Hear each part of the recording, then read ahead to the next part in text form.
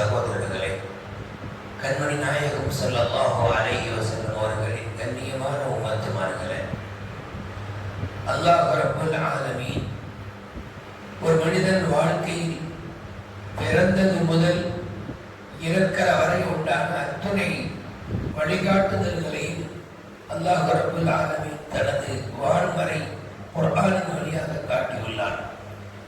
அருமை நாயகம் ஸல்லல்லாஹு அலைஹி வஸல்லம் அவர்கள் தன் ஹதீஸ்களின் வழியாக தன் வாழ்க்கையின் வழியாக நமக்கு காண்பித்து தந்துள்ளார்கள். பிறந்ததும் ஒரு குழந்தைக்கு நாம் ஆற்ற வேண்டிய கடமைகள் என்ன, இறந்ததும் ஒரு மனிதருக்கு நாம் செய்ய வேண்டிய கடமைகள் என்ன, இந்த இரண்டிற்கும் இடைப்பட்ட வாழ்க்கையில் மனிதன் அவன் கடந்து போகிற விஷயங்களில் இஸ்லாம் என்னவெல்லாம் வழிகாட்டுகிறது என்பதை மிக தெள்ளத் தெளிவாக மார்க்கத்தில் நாம் பெறலாம். வாழ்க்கையில் நாம் கடக்கிற ஒரு முக்கியமான தருணம் திருமணம் எனும் ஒரு தருணம். ஒவ்வொரு மனிதனும் திருமணம் என்கிற திருமண வாழ்க்கையை கடந்து போகிறான். இஸ்லாம் மட்டும்தான் உலகத்தில் தோன்றிய எல்லா மதங்களிலும் சமயங்களிலும் இதிகாசங்களிலும் இஸ்லாம் மட்டும்தான் திருமணத்தை வலியுறுத்துகிறது.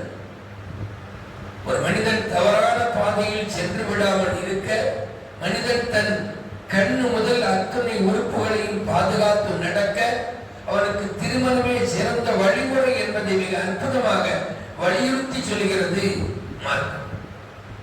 வேற எந்த மதங்களிலும் அப்படி இல்லை. சொல்ல போனால் சில மதங்களில் திருமணம் இறைவனை நெருங்குவதற்கு தடை என்றெல்லாம் போதிக்கிறது.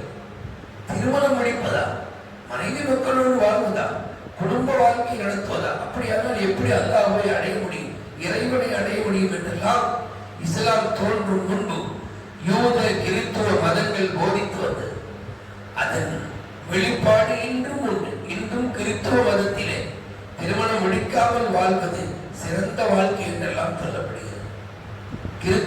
இந்து மதத்திலேயும் கூட சாமியாராக திருமணம் முடிக்காமல் முனிவராக வாழ்வது என்பது ஒரு சன்னியாச வாழ்க்கையை அவர்கள் அதை போதிக்கிறார்கள், நல்லது என்று சொல்கிறார்கள். ஆனால் தீனுல் இஸ்லாம், இஸ்லாமிய மார்க்கம், ஒரு மனிதன் தனி மரமாக தனி மனிதனாக வாழ்ந்து மரணித்தார் அவனுக்கு கிடைக்கும் நற்பாக்கியங்களை விட நாளை மறுமையில திருமண வாழ்க்கையை வாழ்ந்து சம்சாரியாக வாழ்ந்து மரணிக்கிறார். அவனுக்கு கிடைக்கிற பாக்கியங்கள் ஏராளம் தாராளம். சன்னியாசியாக வாழ்ந்து மரணிப்பதை விட சம்சாரியாக திருமணம் முடித்த மனிதராக வாழ்ந்து அதில் உண்டான சிரமங்களை அல்லது நன்மைகளை அவன் அனுபவித்து அப்படி அல்லாஹ்வை அவன் நினைக்கிற போது மிகப்பெரிய பாக்கியங்கள் அடைகிறான். உலகத்தில நமக்கு திருமணம் குறித்து குர்ஆனுடைய வார்த்தைகள், ஹதீஸ்களுடைய வார்த்தைகள் என்பதை கடந்து ஒன்று மாத்திரம் நமக்கு மிகப்பெரிய ஆதாரமாக இருக்கிறது. என்னவென்றால்,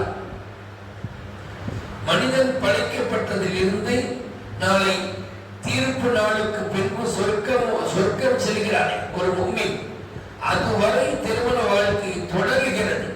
இரண்டு விஷயங்கள் உலகத்தில் பிறந்ததும் மனிதனுக்கு அவசியம். என்னவென்றால், அவன் முஃமினாக வாழ்வது. ஈமான் என்பது ஒரு மிகப்பெரிய ஒரு அவசியமான தன்மை. அது இல்லாமல் வாழ்ந்தால் மனித வாழ்க்கை அர்த்தமுள்ளதாகாது, வெற்றி கிடைக்காது. ஈமானும் அதே போல ஒரு குறிப்பிட்ட பருவத்தை அடைந்ததும் மனமடிப்பது, திருமணம் செய்வது. இந்த திருமணமும் சொர்க்கத்திலும் தொடரும் என்பதை குர்ஆன் பேசுகிறது. உலகத்தில் யாரெல்லாம் சம்சாரியாக வாழ்ந்து மரணிக்கிறாரோ அவர்களை கியாமத் நாளையில் அல்லாஹ் சொல்வார், தீர்ப்புக்கு பின்பு உதுகுலுல் ஜன்னத அன்தும் வ அஸ்வாஜுக்கும் துஹ்பரூன், நீங்கள் உங்கள் மனைவியரோடு கண்ணியமான நிலையில் சொர்க்கத்தில் நுழையும். ரெண்டு விஷயத்தை கவனிக்கணும். ஒன்று, மனைவிகளோடு நாம போவோம், நம்முடைய மனைவியோடு நாம சொர்க்கத்தில் செல்வோம். இரண்டாவது, மகிழ்ச்சியூட்டப்பட்ட கண்ணியம் கொடுக்கப்பட்ட நிலையில் நாம் உள்ளே செல்வோம்.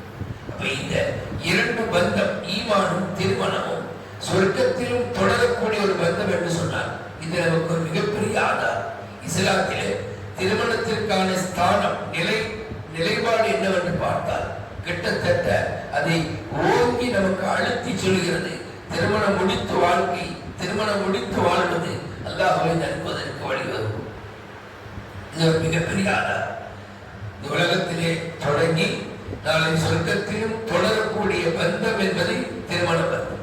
இரண்டாவது, ஆதம் அலைஹிஸ்ஸலாம் அவர்களிலே தொடங்கி கண்மணி முஹம்மது ரசூலுல்லாஹி ஸல்லல்லாஹு அலைஹி வஸல்லம் அவர்கள் வரை எல்லோரும் திருமணம் முடித்து வாழ்ந்திருக்கிறார்கள்.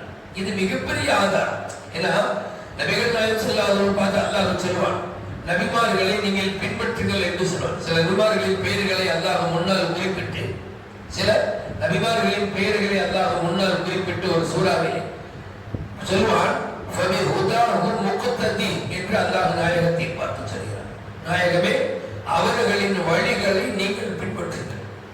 நாயகத்திற்கே முந்தைய நபிமார்களின் வழிகளை பின்பற்றுவது அல்லாஹ்வின் ஒரு போதனை என்று சொன்னால், அவர்களின் உம்மத்தாகிய நமக்கு முந்தைய நபிமார்களின் வாழ்க்கையில் எதுவெல்லாம் மிக நன்மையை தரக்கூடிய அல்லாஹ்வின் நெருக்கத்தை பெறுவதற்கான வழியாக இருந்துச்சோ அதை பின்பற்றுவது அவசியம்.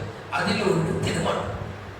எல்லா நபிமார்களும் உங்களுடைய மைண்டில் ஓடலாம், ஈசா அலைஹிஸ்ஸலாம் திருமணம் முடிக்கவில்லை என்று கேள்விப்பட்டவர் அவர்கள் மறுபடியும் துன்யாவில் வருவார்கள்.